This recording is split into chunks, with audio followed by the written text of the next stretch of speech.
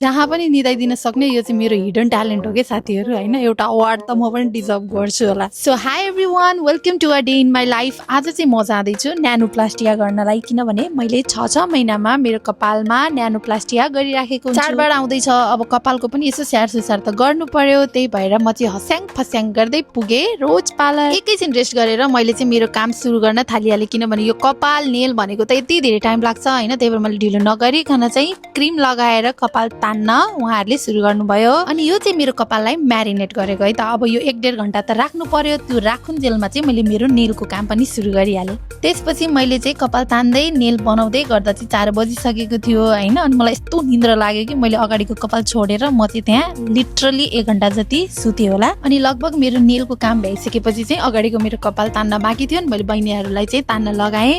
त्यसपछि 5-5:30 बजिसकेको थियो हैन। अनि मलाई यस्तो भोक पनि लागेको थियो कि अब मोमो मगाएर मैले मोमो खान थालेँ। यति गरिसकेपछि चाहिँ कपालको फाइनल वास बाँकी रह्यो। फाइनल वास गरिसकेपछि ड्राई गराएँ।